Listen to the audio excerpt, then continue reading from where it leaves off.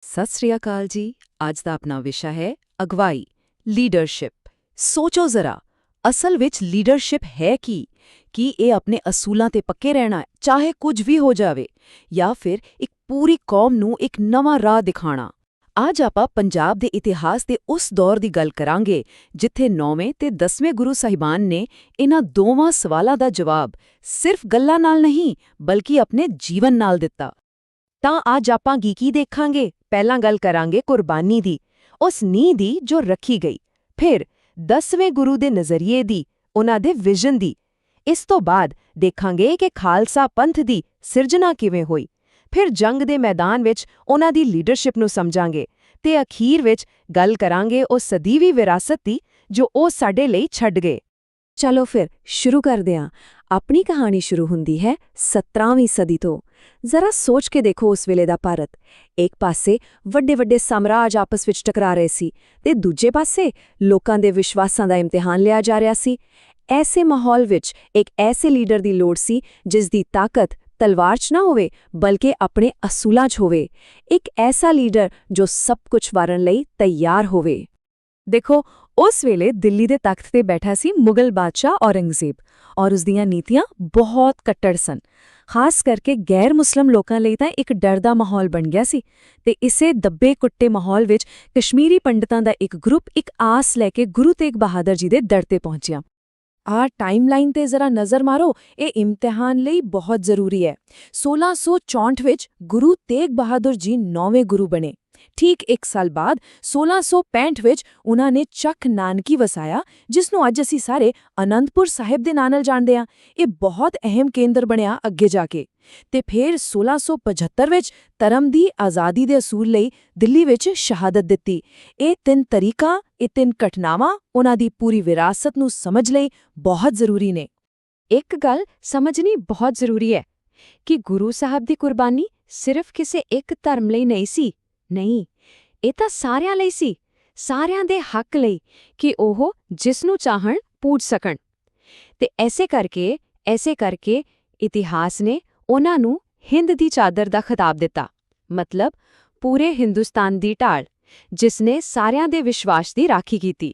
ਸੀਸ ਦਿਆ ਪਰ ਸਿਰ ਨਾ ਦਿਆ, ਮਤਲਬ ਸਿਰ ਦੇ ਦਿੱਤਾ ਪਰ ਆਪਣਾ ਸਿਦਕ, ਆਪਣਾ ਵਿਸ਼ਵਾਸ ਨਹੀਂ ਛੱਡਿਆ। ਇਹ ਲਾਈਨਾਂ ਨਾ ਉਹਨਾਂ ਦੀ ਪੂਰੀ ਕਹਾਣੀ ਦਾ ਸਾਰ ਨੇ। ਜ਼ਰਾ ਸੋਚੋ, ਦਿੱਲੀ ਦੇ ਚਾਂਦਨੀ ਚੌਂਕ ਦਾ ਉਹ ਮੰਜ਼ਰ, ਜਿੱਥੇ ਇੱਕ ਪਾਸੇ ਧਰਮ ਬਦਲਣ ਦਾ ਲਾਲਚ ਸੀ ਤੇ ਦੂਜੇ ਪਾਸੇ ਮੌਤ। ਗੁਰੂ ਸਾਹਿਬ ਨੇ ਧਰਮ ਦੀ ਰਾਖੀ ਨੂੰ ਚੁਣਿਆ ਤੇ ਆਉਣ ਵਾਲੀਆਂ ਪੀੜ੍ਹੀਆਂ ਲਈ ਇੱਕ ਐਸੀ ਮਿਸਾਲ ਕਾਇਮ ਕਰ ਗਏ ਜੋ ਕਦੇ ਮਿਟ ਨਹੀਂ ਸਕਦੀ। ਹੁਣ ਦੇਖੋ, ਇੱਕ ਪਿਤਾ ਦੀ ਸ਼ਹਾਦਤ ਇੱਕ ਪੁੱਤਰ ਦੇ ਮਿਸ਼ਨ ਨੂੰ ਕਿਵੇਂ ਬਣਾਉਂਦੀ ਹੈ। ਇਹੀ ਤਬਦੀਲੀ ਸਾਡੀ ਕਹਾਣੀ ਦਾ ਹੁਣ ਕੇਂਦਰ ਬਿੰਦੂ ਹੈ। ਜਦੋਂ ਪਿਤਾ ਜੀ ਸ਼ਹੀਦ ਹੋਏ ਤਾਂ ਗੁਰਗੱਦੀ ਦੀ ਜ਼ਿੰਮੇਵਾਰੀ ਆਈ 9 ਸਾਲ ਦੇ ਬਾਲਕ ਗੋਬਿੰਦ ਰਾਏ ਤੇ। ਸਿਰਫ 9 ਸਾਲ ਦੀ ਉਮਰ। ਸੋਚ ਕੇ ਦੇਖੋ, ਜਿਸ ਉਮਰ 'ਚ ਬੱਚੇ ਖੇਡਦੇ ਨੇ, ਉਸ ਉਮਰ ਵਿੱਚ ਉਹਨਾਂ ਦੇ ਮੋਢਿਆਂ ਤੇ ਇੱਕ ਐਸੀ ਕੌਮ ਦਾ ਭਾਰਾ ਪਿਆ ਜੋ ਸੋਗ ਵਿੱਚ ਸੀ ਤੇ ਚਾਰੇ ਪਾਸਿਓਂ ਦੁਸ਼ਮਣਾਂ ਨਾਲ ਘਿਰੀ ਹੋਈ ਸੀ। ਤਾਂ ਹੁਣ ਨੌਜਵਾਨ ਗੁਰੂ ਸਾਹਮਣੇ ਸਭ ਤੋਂ ਵੱਡਾ ਸਵਾਲ ਕੀ ਸੀ? ਇਹੀ ਕਿ ਇਸ ਦੱਬੀ ਕੁਚਲੀ ਕੌਮ ਨੂੰ ਇੱਕ ਆਜ਼ਾਦ, ਇੱਕ ਨਿਡਰ ਕੌਮ ਕਿਵੇਂ ਬਣਾਇਆ ਜਾਵੇ। ਤੇ ਉਹਨਾਂ ਨੇ ਜੋ ਜਵਾਬ ਦਿੱਤਾ, ਉਸਨੇ ਇਤਿਹਾਸ ਹੀ ਬਦਲ ਦਿੱਤਾ। ਤਾਂ ਗੱਲ ਆਉਂਦੀ ਹੈ 1699 ਦੀ ਵਿਸਾਖੀ ਦੀ। ਇਹ ਸਿਰਫ ਇੱਕ ਦਿਨ ਨਹੀਂ ਸੀ, ਇਹ ਲੀਡਰਸ਼ਿਪ ਦਾ ਇੱਕ ਮਾਸਟਰ ਸਟ੍ਰੋਕ ਸੀ। ਦੇਖੋ ਕਿਵੇਂ ਪਹਿਲਾਂ ਗੁਰੂ ਸਾਹਿਬ ਨੇ ਇੱਕ ਆਵਾਜ਼ ਮਾਰੀ, ਮੈਨੂੰ ਇੱਕ ਸਿਰ ਚਾਹੀਦਾ ਹੈ। ਇਹ ਸੀ ਵਿਸ਼ਵਾਸ ਦੀ ਸਭ ਤੋਂ ਵੱਡੀ ਪਰਖ। ਫਿਰ ਜਦੋਂ ਵੱਖ-ਵੱਖ ਜਾਤਾਂ ਦੇ 5 ਲੋਕ ਨਿਤਰੇ ਤਾਂ ਜਾਤ-ਪਾਤ ਦਾ ਭੇਦਭਾਵ ਉੱਥੇ ਹੀ ਖਤਮ ਹੋ ਗਿਆ। ਉਸ ਤੋਂ ਬਾਅਦ ਅੰਮ੍ਰਿਤ ਦੀ ਦਾਤ ਨਾਲ ਉਹਨਾਂ ਨੂੰ ਇੱਕ ਨਵੇਂ ਪੰਥ ਵਿੱਚ ਸ਼ਾਮਿਲ ਕੀਤਾ ਗਿਆ ਤੇ ਅਖੀਰ ਵਿੱਚ ਇੱਕ ਨਵੀਂ ਪਹਿਚਾਨ ਨੇ ਜਨਮ ਲਿਆ, ਖਾਲਸਾ। ਤੇ ਖਾਲਸਾ ਪੰਥ ਦੀ ਨੀਂਹ ਕਿਸ ਚੀਜ਼ ਤੇ ਰੱਖੀ ਗਈ? ਬਰਾਬਰੀ ਦੇ ਸਿਧਾਂਤ ਤੇ। ਤੁਸੀਂ ਦੇਖੋ, ਜਿਹੜੇ ਪਹਿਲੇ 5 ਸਨ, ਜਿਨ੍ਹਾਂ ਨੂੰ 5 ਪਿਆਰੇ ਕਿਹਾ ਗਿਆ, ਉਹ ਕਿੱਥੋਂ ਸਨ? ਕੋਈ ਲਾਹੌਰ ਦਾ ਖੱਤਰੀ, ਕੋਈ ਦਿੱਲੀ ਦਾ ਜੱਟ, ਕੋਈ ਦਵਾਰਕਾ ਦਾ ਛੀਂਬਾ, ਕੋਈ ਬਿਦਰ ਦਾ ਨਾਈ ਤੇ ਕੋਈ ਪੁਰੀ ਦਾ ਚੂਰ। ਇਹ ਸਿਰਫ ਇਤਫਾਕ ਨਹੀਂ ਸੀ, ਇਹ ਇੱਕ ਐਲਾਨ ਸੀ ਕਿ ਖਾਲਸੇ ਦੇ ਘਰ ਵਿੱਚ ਕੋਈ ਊਚ-ਨੀਚ ਨਹੀਂ, ਸਾਰੇ ਬਰਾਬਰ ਨੇ। ਤਾਂ ਇਸ ਤਰ੍ਹਾਂ ਇੱਕ ਨਵਾਂ ਆਦਰਸ਼ ਸਾਹਮਣੇ ਆਇਆ, ਸੰਤ ਸਿਪਾਹੀ ਦਾ। ਸੰਤ ਮਤਲਬ ਅੰਦਰੋਂ ਰੱਬ ਨਾਲ ਜੁੜਿਆ ਹੋਇਆ, ਨਿਮਰ, ਤੇ ਸਿਪਾਹੀ ਮਤਲਬ ਬਾਹਰੋਂ ਜ਼ੁਲਮ ਦੇ ਖਿਲਾਫ ਲੜਨ ਲਈ ਤਿਆਰ-ਬਰ-ਤਿਆਰ ਇੱਕ ਯੋਧਾ। ਖਾਲਸਾ ਨੂੰ ਇਹ ਦੋਵੇਂ ਗੁਣ ਆਪਣੇ ਅੰਦਰ ਵਸਾਣੇ ਸਨ। ਹੁਣ ਜਦੋਂ ਖਾਲਸਾ ਪੰਥ ਸੱਜ ਗਿਆ ਤਾਂ ਉਸ ਦੀ ਪਰਖ ਹੋਣੀ ਵੀ ਲਾਜ਼ਮੀ ਸੀ ਤੇ ਇਸ ਤੋਂ ਬਾਅਦ ਜਿਹੜੀਆਂ ਜੰਗਾਂ ਹੋਈਆਂ ਉਹ ਜ਼ਮੀਨ ਦੇ ਟੁਕੜਿਆਂ ਲਈ ਨਹੀਂ ਬਲਕਿ ਇਸ ਨਵੀਂ ਪਹਿਚਾਣ ਨੂੰ ਬਚਾਉਣ ਲਈ ਸਨ। ਖਾਲਸੇ ਦੀ ਸਥਾਪਨਾ ਨਾਲ ਪਹਾੜੀ ਰਾਜੇ ਤੇ ਮੁਗਲ ਹਕੂਮਤ ਦੋਵੇਂ ਹੀ ਖਤਰੇ ਵਿੱਚ ਮਹਿਸੂਸ ਕਰਨ ਲੱਗੇ। ਆ ਟਾਈਮਲਾਈਨ ਦੇਖੋ, ਇਹ ਸਾਰਾ ਸੰਘਰਸ਼ ਬਿਆਨ ਕਰਦੀ ਹੈ। ਗੱਲ ਪੰਗਾਣੀ ਦੀ ਲੜਾਈ ਤੋਂ ਸ਼ੁਰੂ ਹੋਈ, ਫਿਰ ਅਨੰਦਪੁਰ ਦੀਆਂ ਲੜਾਈਆਂ ਤੇ ਘੇਰਾਬੰਦੀ ਹੋਈ ਤੇ ਇਹ ਸੰਘਰਸ਼ ਆਪਣੇ ਸਿਖਰ ਤੇ ਪਹੁੰਚਿਆ 1704 ਦੀ ਚਮਕੌਰ ਦੀ ਗੜੀ ਵਿੱਚ ਤੇ ਫਿਰ 1705 ਵਿੱਚ ਖਿਦਰਾਣੇ ਦੀ ਢਾਬ ਤੇ, ਜਿਸ ਨੂੰ ਅੱਜ ਅਸੀਂ ਮੁਕਤਸਰ ਕਹਿੰਦੇ ਹਾਂ। ਚਮਕੌਰ ਦੀ ਲੜਾਈ ਇਹ ਦੁਨੀਆ ਦੇ ਇਤਿਹਾਸ ਦੀ ਸ਼ਾਇਦ ਸਭ ਤੋਂ ਅਸਾਵੀਂ ਜੰਗ ਸੀ। ਇੱਕ ਪਾਸੇ ਗੁਰੂ ਗੋਬਿੰਦ ਸਿੰਘ ਜੀ ਤੇ ਮੁੱਠੀ ਭਰ ਚਾਲੀ ਸਿੰਘ ਤੇ ਦੂਜੇ ਪਾਸੇ ਹਜ਼ਾਰਾਂ ਬਲਕਿ ਲੱਖਾਂ ਦੀ ਮੁਗਲ ਫੌਜ। ਇਹ ਸਿਰਫ ਇੱਕ ਲੜਾਈ ਨਹੀਂ ਸੀ, ਇਹ ਸਿਦਕ ਦਾ ਇਮਤਿਹਾਨ ਸੀ ਤੇ ਇੱਥੇ ਹੀ ਗੁਰੂ ਸਾਹਿਬ ਨੇ ਆਪਣੇ ਹੱਥੀਂ ਆਪਣੇ ਦੋ ਵੱਡੇ ਪੁੱਤਰਾਂ ਸਾਹਿਬਜ਼ਾਦਾ ਅਜੀਤ ਸਿੰਘ ਜੀ ਤੇ ਸਾਹਿਬਜ਼ਾਦਾ ਜੁਝਾਰ ਸਿੰਘ ਜੀ ਨੂੰ ਜੰਗ ਦੇ ਮੈਦਾਨ ਵਿੱਚ ਸ਼ਹੀਦ ਹੋਣ ਲਈ ਤੋਰਿਆ। ਸਭ ਕੁਝ ਗੁਆਉਣ ਤੋਂ ਬਾਅਦ 4 ਪੁੱਤਰ, ਮਾਤਾ ਜੀ, ਅਣਗਿਣਤ ਸਿੰਘ, ਪਰ ਗੁਰੂ ਸਾਹਿਬ ਦਾ ਹੌਸਲਾ ਨਹੀਂ ਟੁੱਟਿਆ।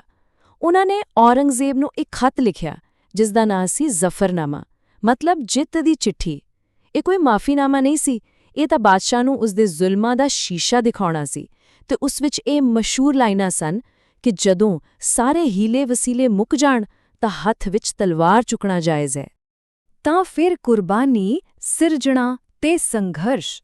ਇਸ ਸਭ ਤੋਂ ਬਾਅਦ ਆਓ ਹੁਣ ਦੇਖੀਏ ਕਿ ਵਿਰਾਸਤ ਕੀ ਛੱਡੀ ਗਈ ਤੇ ਗੱਲ ਕਰਦਿਆਂ ਲੀਡਰਸ਼ਿਪ ਤੇ ਉਸ ਆਖਰੀ ਤੇ ਸਭ ਤੋਂ ਕ੍ਰਾਂਤੀਕਾਰੀ ਕਦਮ ਦੀ ਜਿਸ ਨੇ ਸਿੱਖੀ ਦਾ ਭਵਿੱਖ ਹਮੇਸ਼ਾ ਲਈ ਤੈਅ ਕਰ ਦਿੱਤਾ। ਆਹ ਟੇਬਲ ਤੁਹਾਡੇ ਇਮਤਿਹਾਨਾਂ ਲਈ ਬਹੁਤ ਕੰਮ ਆਵੇਗਾ। ਇਸ ਨੂੰ ਧਿਆਨ ਨਾਲ ਦੇਖ ਲਓ।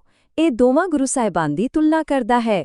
ਇੱਕ ਗੱਲ ਤੇ ਗੌਰ ਕਰੋ, ਗੁਰੂ ਤੇਗ ਬਹਾਦਰ ਜੀ ਦਾ ਮੁੱਖ ਯੋਗਦਾਨ ਸੀ ਧਰਮ ਦੀ ਆਜ਼ਾਦੀ ਲਈ ਸ਼ਹਾਦਤ, ਮਤਲਬ ਇੱਕ ਅਸੂਲ ਤੇ ਪਹਿਰਾ ਦੇਣਾ, ਤੇ ਗੁਰੂ ਗੋਬਿੰਦ ਸਿੰਘ ਜੀ ਨੇ ਉਸੇ ਨੀਂਹ ਤੇ ਖਾਲਸਾ ਪੰਥ ਦੀ ਸਿਰਜਣਾ ਕੀਤੀ, ਮਤਲਬ ਇੱਕ ਪੂਰੀ ਸੰਸਥਾ ਬਣਾਈ। ਇਹ ਦਿਖਾਉਂਦਾ ਹੈ ਕਿ ਕਿਵੇਂ ਲੀਡਰਸ਼ਿਪ ਇੱਕ ਪੀੜ੍ਹੀ ਤੋਂ ਦੂਜੀ ਪੀੜ੍ਹੀ ਤੱਕ ਵਿਕਸਿਤ ਹੋਈ। ਜੇ ਇਸ ਪੂਰੇ ਦੌਰ ਨੂੰ ਚੰਗੀ ਤਰ੍ਹਾਂ ਸਮਝਣਾ ਹੈ ਤਾਂ ਆ 3 ਸਵਾਲਾਂ ਦੇ ਜਵਾਬ ਲੱਭਣੇ ਬਹੁਤ ਜ਼ਰੂਰੀ ਨੇ। ਪਹਿਲਾ, ਗੁਰੂ ਤੇਗ ਬਹਾਦਰ ਜੀ ਦੀ ਸ਼ਹੀਦੀ ਦੀ ਇਤਿਹਾਸਿਕ ਮਹੱਤਤਾ ਕੀ ਸੀ? ਦੂਜਾ, 1699 ਵਿੱਚ ਖਾਲਸਾ ਸਿਰਜਣ ਦੀ ਲੋੜ ਹੀ ਕਿਉਂ ਪਈ? ਤੇ ਤੀਜਾ, ਚਮਕੌਰ ਦੀ ਜੰਗ ਵਿੱਚ ਗੁਰੂ ਗੋਬਿੰਦ ਸਿੰਘ ਜੀ ਦੀ ਲੀਡਰਸ਼ਿਪ ਤੋਂ ਕੀ ਸਿੱਖਣ ਨੂੰ ਮਿਲਦਾ ਹੈ? ਇਹਨਾਂ ਸਵਾਲਾਂ 'ਚ ਹੀ ਸਾਰਾ ਸਾਰ ਛੁਪਿਆ ਹੈ। ਤੇ ਹੁਣ ਗੱਲ ਕਰਦੇ ਹਾਂ ਉਹ ਸਭ ਤੋਂ ਵੱਡੇ ਇਨਕਲਾਬੀ ਕਦਮ ਦੀ। ਆਪਣੇ ਆਖਰੀ ਹੁਕਮ ਵਿੱਚ ਗੁਰੂ ਗੋਬਿੰਦ ਸਿੰਘ ਜੀ ਨੇ ਇੱਕ ਐਸਾ ਕੰਮ ਕੀਤਾ ਜੋ ਕਿਸੇ ਨੇ ਸੋਚਿਆ ਵੀ ਨਹੀਂ ਸੀ। ਉਹਨਾਂ ਨੇ ਦੇਹਧਾਰੀ ਗੁਰੂ ਦੀ ਪਰੰਪਰਾ ਨੂੰ ਹਮੇਸ਼ਾ ਲਈ ਖਤਮ ਕਰ ਦਿੱਤਾ ਤੇ ਲੀਡਰਸ਼ਿਪ ਕਿਸੇ ਇੱਕ ਇਨਸਾਨ ਨੂੰ ਨਹੀਂ ਬਲਕਿ 2 ਚੀਜ਼ਾਂ ਨੂੰ ਸੌਂਪ ਦਿੱਤੀ। ਇੱਕ ਗੁਰੂ ਗ੍ਰੰਥ ਸਾਹਿਬ ਯਾਨੀ ਸ਼ਬਦ ਗੁਰੂ ਤੇ ਦੂਜਾ ਗੁਰੂ ਖਾਲਸਾ ਪੰਥ ਯਾਨੀ ਸਮੁੱਚੀ ਕੌਮ। ਤਾਂ ਅੰਤ ਵਿੱਚ ਇਹੀ ਸਵਾਲ ਬਚਦਾ ਹੈ ਕਿ ਇੱਕ ਸੱਚੇ ਲੀਡਰ ਦਾ ਆਖਰੀ ਕੰਮ ਕੀ ਹੁੰਦਾ ਹੈ?